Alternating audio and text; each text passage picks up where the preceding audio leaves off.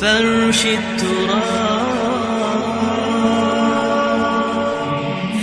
التراب يضمني وهو غطاء.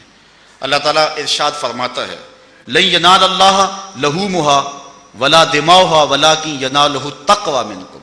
جب تم قربانی کرتے ہو تمہارا گوشت اللہ کو نہیں پہنچتا، تمہارے گوشت کا خون اللہ کو نہیں پہنچتا، تمہاری قربانی کی ہڈیاں اس کو نہیں پہنچتی، اس کی کھال نہیں پہنچتی. کھال مدارس والے لے گئے، گوشت تم نے خود کھا لیا، ہڈیاں گندگی کی ڈھیر پہ پھینک دی، خون نالیوں میں بہہ گیا، پھر اللہ کو کیا پہنچا؟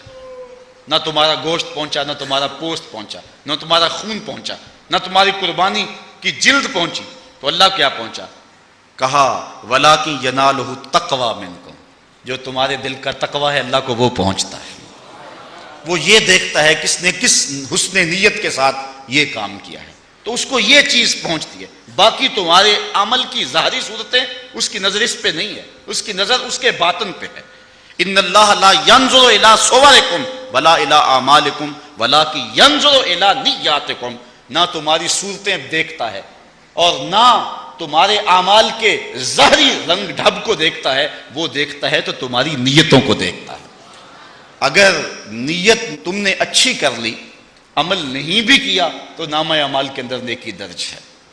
اللہ اکبر. ابن موفق کہتے ہیں کہ میں نے حج کے لیے پیسے جوڑے اور حج کی تیاریوں میں تھا. کیا ہوا کہ میری بیوی جو کہ حمل سے تھی، اس نے کہا میرا گوشت کھانے کو جی چاہ رہا ہے. رات کا پچھلا پہر تھا. میں نے کہا اللہ کی بندی آپ گوشت کہاں سے ملے گا؟ اس نے کہا مجھے نہیں پتا. ضد کر گئی. اب ابن موفق کہتا میں اس کے لیے گوشت کی تلاش میں نکلا. خیال تھا کہ باہر ہو کر کے آ جاؤں گا اور کہوں گا نہیں ملا اور ملنا بھی نہیں ہے، لیکن میں ایک گھر کے قریب سے گزرا تو اندر سے گوشت کے پکنے کی خوشبو آ رہی تھی. میں نے دروازے کو دستک دے دی. ایک خاتون آئی، پردے میں. کہا کیا ماجرا ہے اس وقت؟ میں نے کہا کہ میری بیوی بیمار ہے اور اس کی طبیعت اس وقت چاہ رہی ہے کہ میں چند جو ہے وہ ٹکڑے گوشت کے کھا لوں. تمہارے گھر سے گوشت پکنے کی جو ہے وہ خوشبو آ رہی ہے، میں چاہتا ہوں کہ جتنے مرضی پیسے لے لیں مجھ کو تھوڑا سا گوشت دے دیں. اس عورت نے تھوڑی دیر توقف کیا اور پھر اس کے بعد کہا یہ گوشت تمہارے کھانے والا نہیں. کہتے ہیں میں نے حیران ہو کے کہا کہ وہ کون سا گوشت ہے جو تم کھا سکتے اور ہم نہیں کھا سکتے؟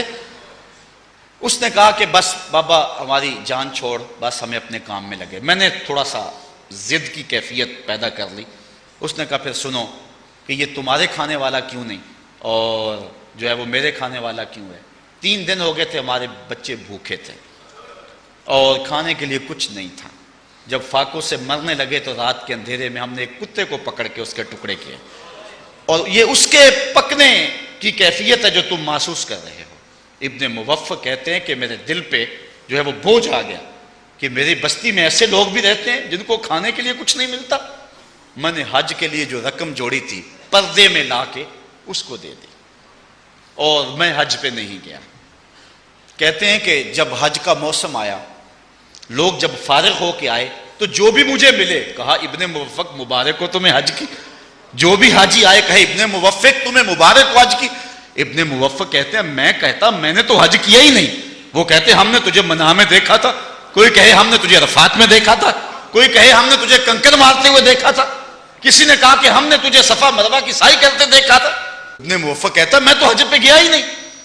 خیر پھر ایک بندہ ڈھونڈتا ڈھونڈتا ابن موفق کے پاس آیا اور کہنے لگا کہ میں جو ہے وہ دعا کر رہا تھا اور میں نے کہا لبیک اللہم لبیک. آواز آئی لا لبیک، تیری کوئی حاضری قبول نہیں، بلکہ جتنے لوگ آئے ہیں کسی کی حاضری قبول نہیں. میں گھبرا گیا اور پھر آواز آئی 6 آدمیوں کا حج قبول ہوا ہے، ان کے صدقے سے باقیوں کا بھی قبول ہو گیا.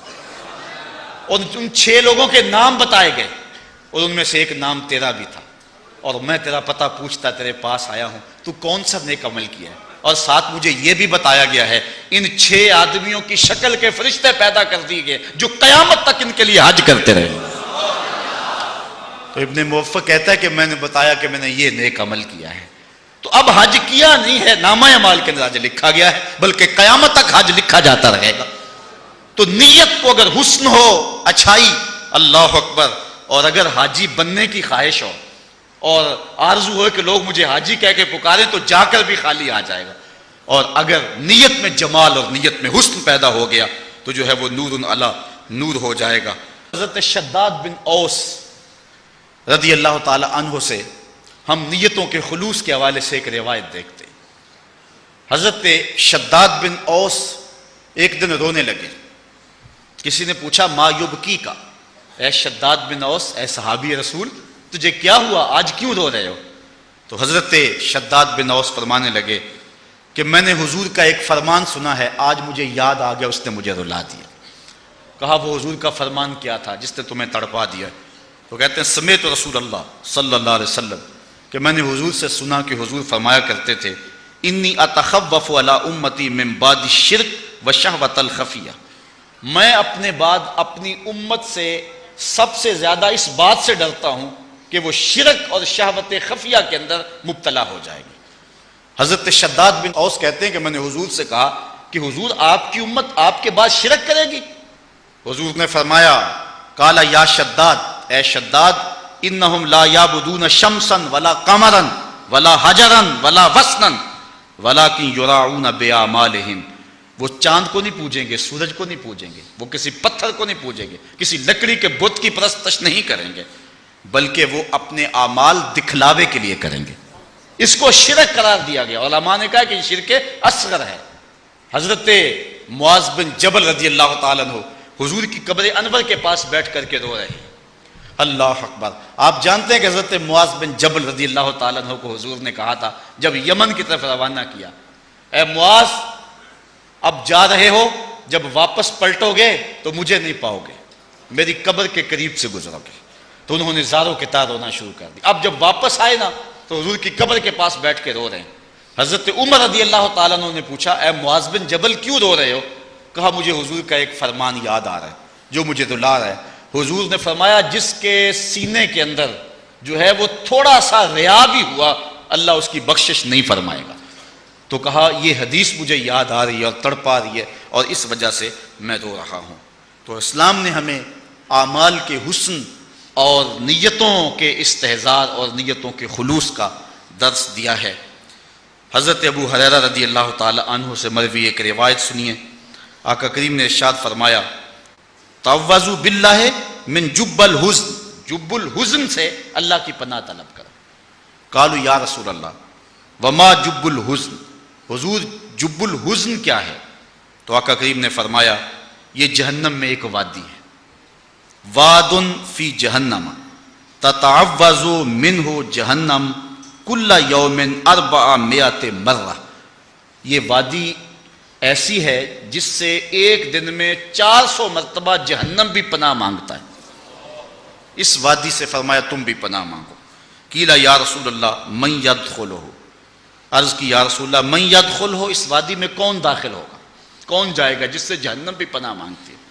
قال اعد للقراء المرائین باعمالہم، اس وادی میں وہ قراء، وہ قاری، وہ عالم جائیں گے جو دکھلاوے کے لیے عمل کرتے ہیں، جن کی واضح و تلقین، جن کی نصیحتیں، جن کی تقریر، جن کی تلاوت ریاکاری کے لیے۔ اللہ اکبر! وَإِنَّ مِنْ أَبْغَضِ الْقُرَّاءِ إِلَى اللَّهِ عَزَّ وَجَلَّ الَّذِينَ يُرَوْنَ الْأُمَرَاءَ وَفِي بَعْضِ النُّسْخ الْأَمَرَاءَ الْجَوْرَةَ، اور ان میں سے آگے بدترین قراء وہ ہیں کہ جو بادشاہوں کو دکھلاوے کے لیے اعمال کرتے ہیں، اور ایک روایت میں ہے کہ جو ظالم حکمرانوں کے دکھلاوے کے لیے اعمال کرتے ہیں۔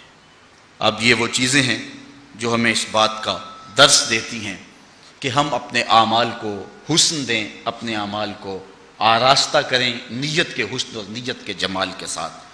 حضرت قاسم بن مخیمرہ رضی اللہ تعالیٰ عنہ فرماتے ہیں لا يقبل اللہ عملا فیہ مثقال حبۃ من خردل من ریاء، اللہ تعالیٰ اس عمل کو قبول نہیں کرتا جس میں رائی کے دانے کے برابر بھی ریاکاری آ گئی۔ اللہ جو ہے وہ جمیل ہے اور جمال کو ہی پسند کرتا ہے، اور اللہ تعالیٰ خالص کو ہی پسند کرتا ہے، نہ خالص کو اللہ پسند نہیں کرتا۔ تو اللہ نے ہمیں نیتوں کے حسن کا درس دیا ہے کہ اپنی نیتوں کو جمال دے دو، اپنی نیتوں کو حسن دے دو۔ اللہ ہمیں اعمال سے پہلے نیتوں کو ٹھیک کرنے کی توفیق